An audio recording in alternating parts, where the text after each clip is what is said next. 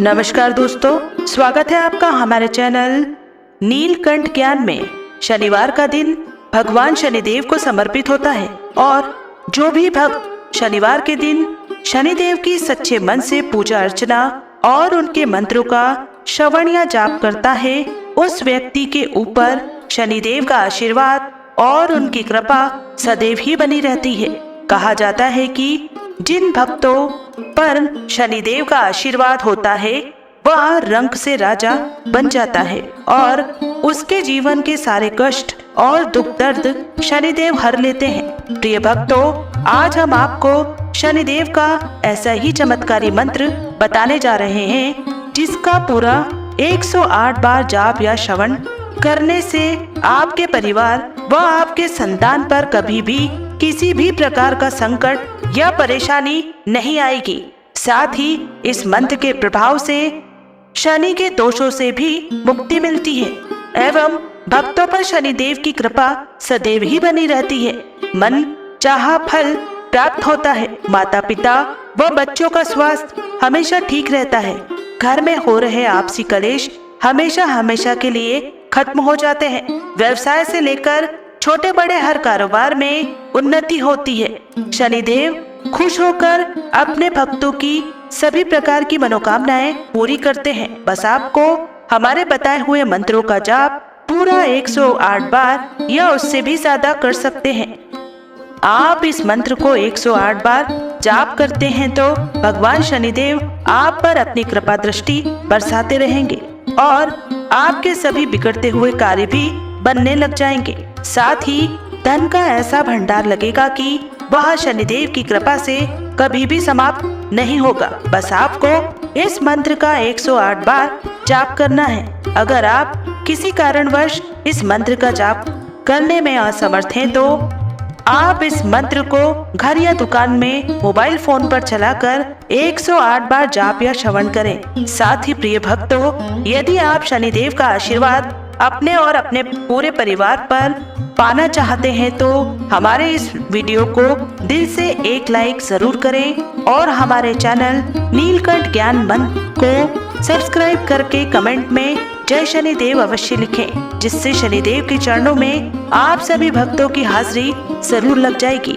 तो प्रिय भक्तों, शनिदेव का महामंत्र इस प्रकार है।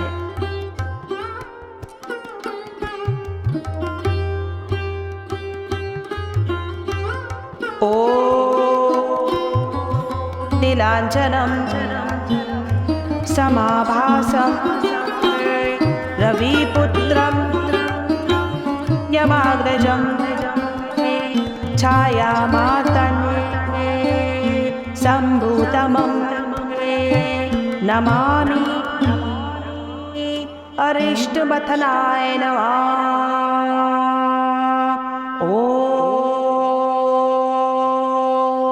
नीलांजनम समाभासम रविपुत्रम यमाग्रजम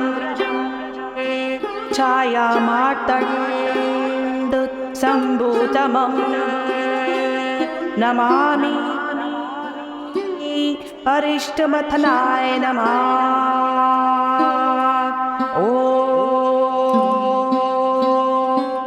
नीलांजनम समाभासम रविपुत्रम यमाग्रजम छायामातंड संभूतमं नमामि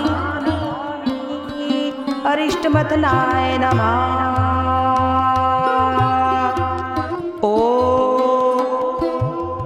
नीलांजनम समाभासम रविपुत्रम यमाग्रजम छायामातंड संभूतमं नमामि अरिष्टमथनाय नमः।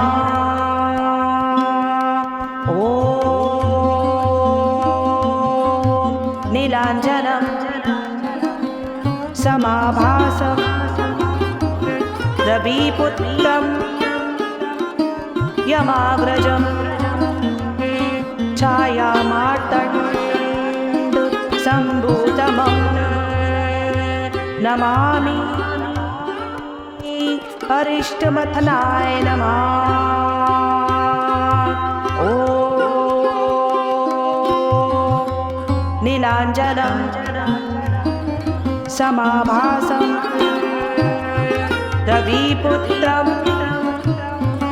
यमाग्रजं छायामार्तण्ड सम्भूतमं नमामि। अरिष्टमथनाय नमः। ॐ नीलाञ्जनं समाभासं रविपुत्रं यमाग्रजं छायामार्तण्ड सम्भूतमं नमामि। अरिष्टमथनाय नमः। ॐ नीलाञ्जनं समाभासं रविपुत्रं यमाग्रजं छायामार्तण्ड सम्भूतमं नमामि। अरिष्टमथनाय नमः। ॐ नीलाञ्जनं समाभासं रविपुत्रं यमाग्रजं छायामार्तण्ड सम्भूतमं नमामि। अरिष्टमथनाय नमः। ॐ नीलाञ्जनं समाभासं रविपुत्रं यमाग्रजं छायामार्तण्ड सम्भूतमं नमामि। अरिष्टमथनाय नमः। ॐ नीलाञ्जनं समाभासं रविपुत्रं यमाग्रजं छायामार्तण्ड सम्भूतमं नमामि।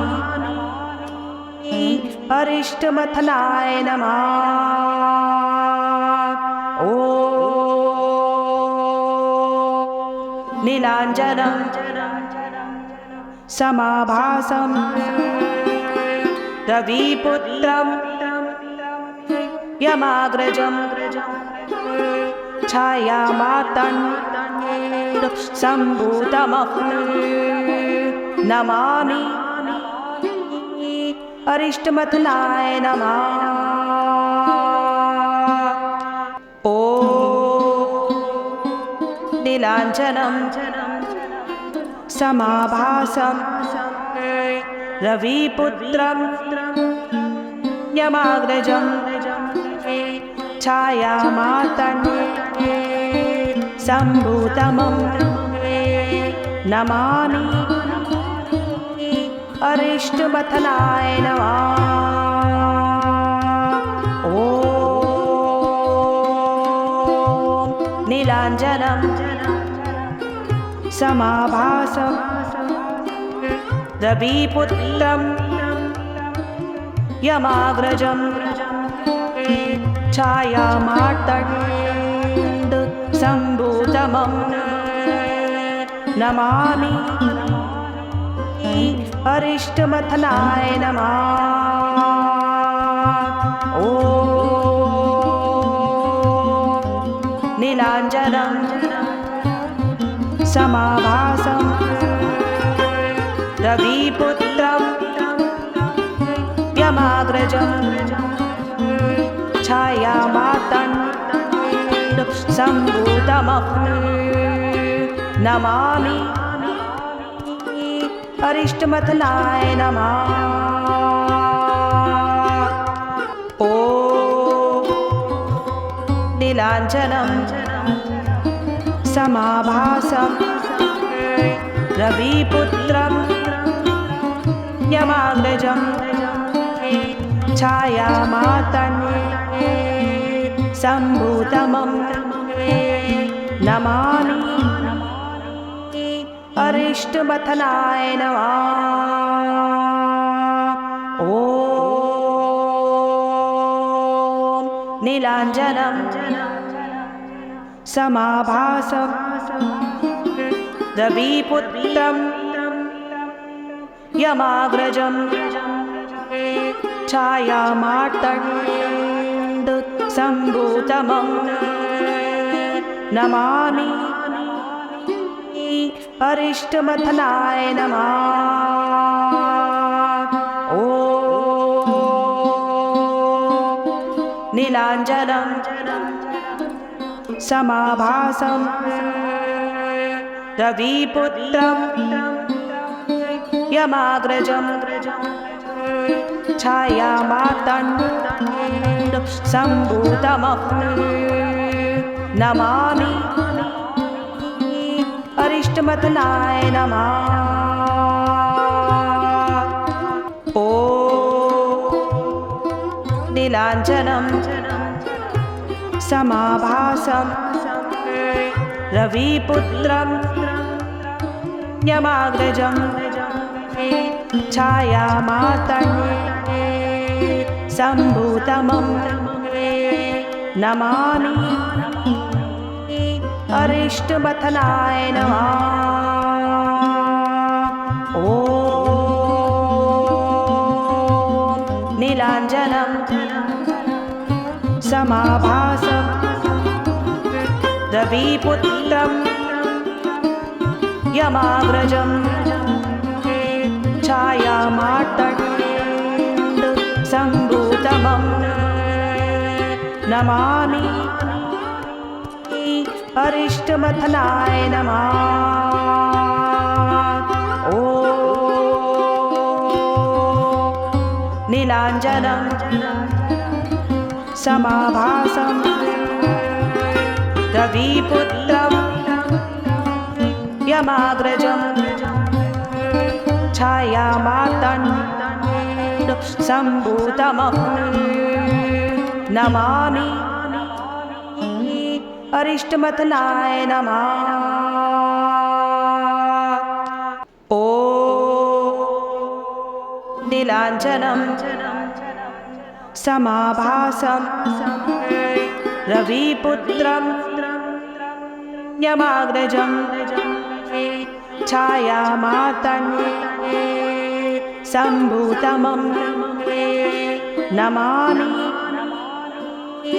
अरिष्टमथनाय नमः। ॐ नीलाञ्जनं समाभासं रविपुत्रं यमाग्रजं छायामातङ्गसम्भूतमं नमामि अरिष्टमथनाय नमः। ॐ नीलाञ्जनं समाभासं रविपुत्रं यमाग्रजं छायामातङ्गसम्भूतमं नमामि अरिष्टमथनाय नमः। ॐ नीलाञ्जनं समाभासं रविपुत्रं यमाग्रजं छायामातङ्गसम्भूतमं नमामि अरिष्टमथनाय नमः। ॐ नीलाञ्जनं समाभासं रविपुत्रं यमाग्रजं छायामार्तण्डसम्भूतमं नमामि अरिष्टमथनाय नमः। ॐ नीलाञ्जनं समाभासं रविपुत्रं यमाग्रजं छायामार्तण्डसम्भूतमं नमामि अरिष्टमथनाय नमः। ॐ नीलाञ्जनं समाभासं रविपुत्रं यमाग्रजं छायामार्तण्डसम्भूतमं नमामि अरिष्टमथनाय नमः। ॐ नीलाञ्जनं समाभासं रविपुत्रं यमाग्रजं छायामार्तण्डसम्भूतमं नमामि अरिष्टमथनाय नमः। ॐ नीलाञ्जनं समाभासं रविपुत्रं यमाग्रजं छायामार्तण्डसम्भूतमं नमामि अरिष्टमथनाय नमः। ॐ नीलाञ्जनं समाभासं रविपुत्रं यमाग्रजं छायामार्तण्डसम्भूतमं नमामि अरिष्टमथनाय नमः। ॐ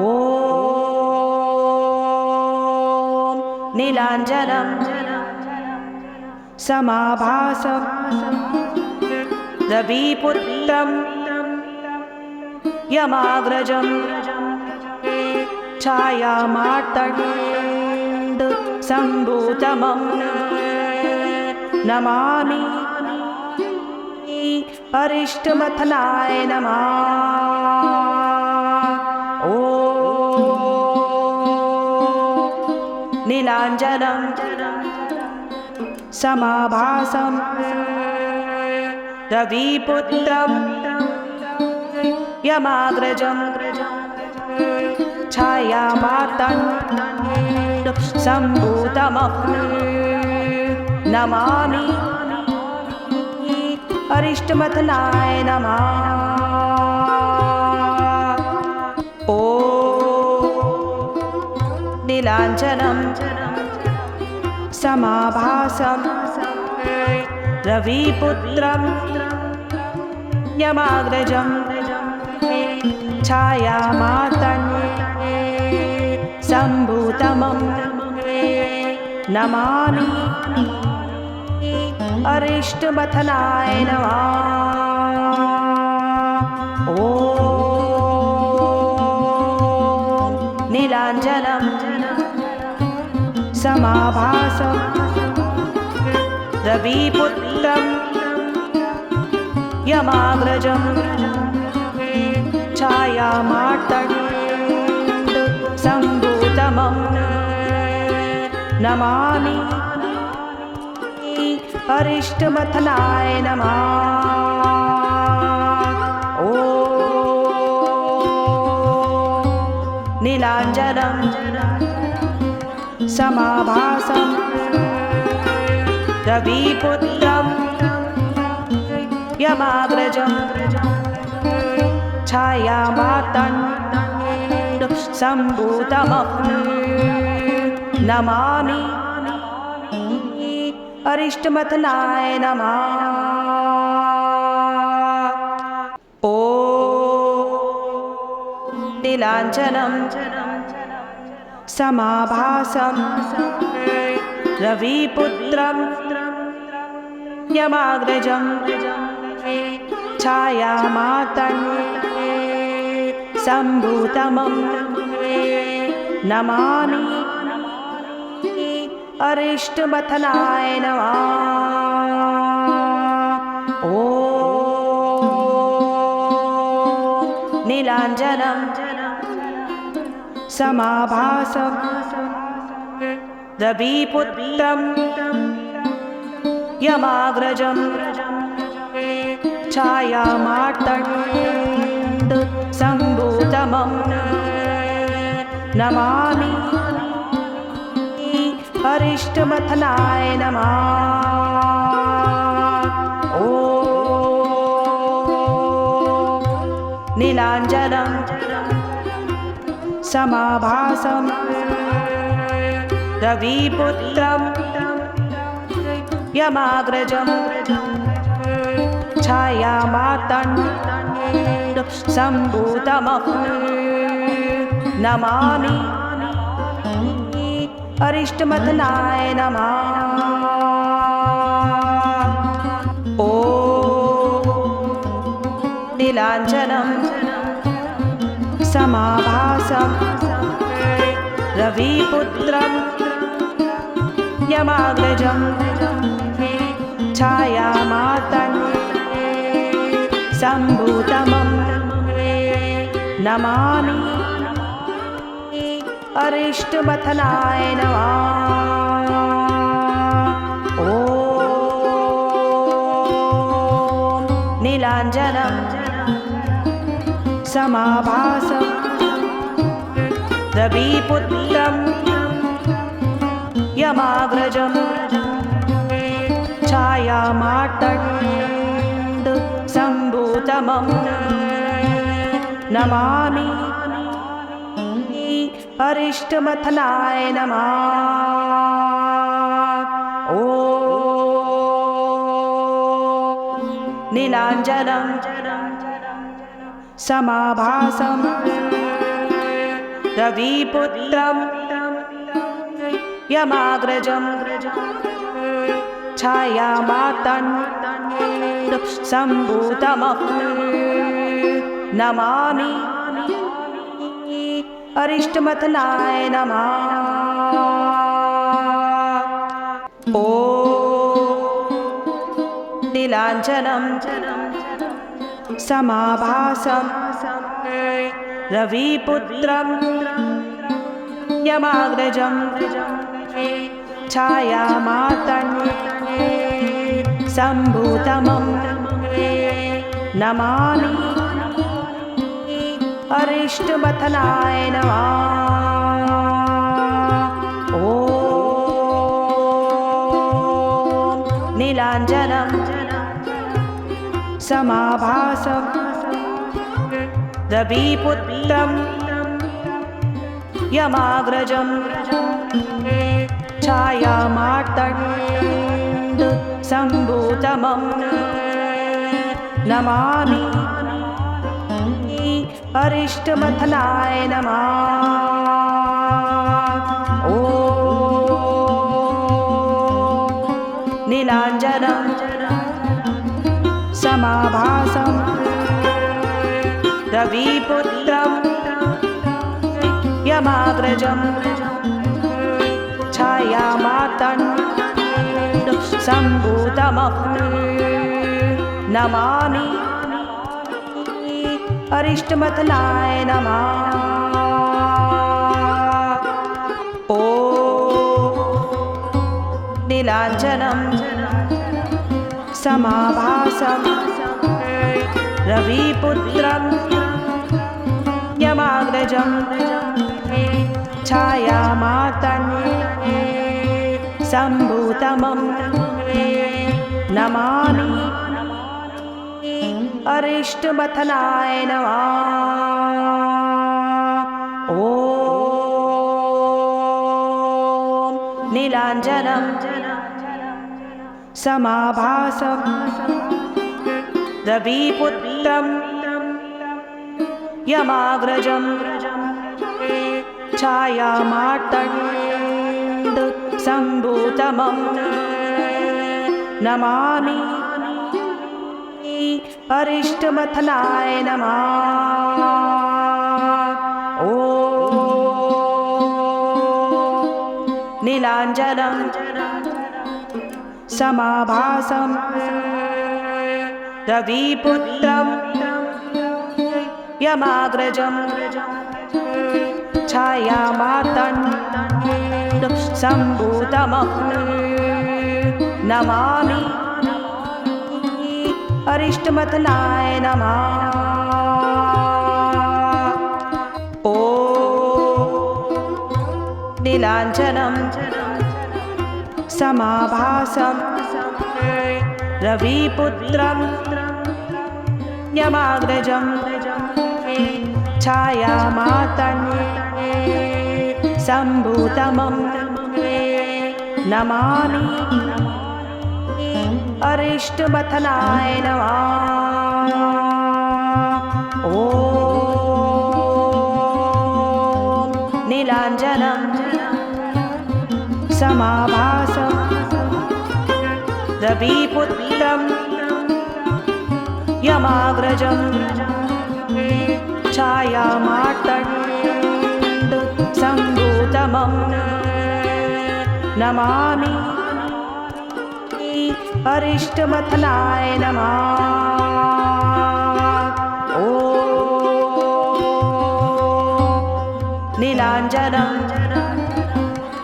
समाभासं रविपुत्रं यमाग्रजं छायामार्तण्डसम्भूतमं नमामि अरिष्टमथनाय नमः। ॐ नीलाञ्जनं समाभासं रविपुत्रं यमाग्रजं छायामार्तण्डसम्भूतमं नमामि अरिष्टमथनाय नमः। ॐ नीलाञ्जनं समाभासं रविपुत्रं यमाग्रजं छायामार्तण्डसम्भूतमं नमामि अरिष्टमथनाय नमः। ॐ नीलाञ्जनं समाभासं रविपुत्रं यमाग्रजं छायामार्तण्डसम्भूतमं नमामि अरिष्टमथनाय नमः। ॐ नीलाञ्जनं समाभासं रविपुत्रं यमाग्रजं छायामार्तण्डसम्भूतमं नमामि अरिष्टमथनाय नमः। ॐ नीलाञ्जनं समाभासं रविपुत्रं यमाग्रजं छायामार्तण्डसम्भूतमं नमामि अरिष्टमथनाय नमः। ॐ नीलाञ्जनं समाभासं रविपुत्रं यमाग्रजं छायामार्तण्ड सम्भूतमं नमामि अरिष्टमथनाय नमः। ॐ नीलाञ्जनं समाभासं रविपुत्रं यमाग्रजं छायामार्तण्ड सम्भूतमं नमामि अरिष्टमथनाय नमः। ॐ नीलाञ्जनं समाभासं रविपुत्रं यमाग्रजं छायामार्तण्ड सम्भूतमं नमामि अरिष्टमथनाय नमः। ॐ नीलाञ्जनं समाभासं रविपुत्रं यमाग्रजं छायामार्तण्ड सम्भूतमं नमामि अरिष्टमथनाय नमः।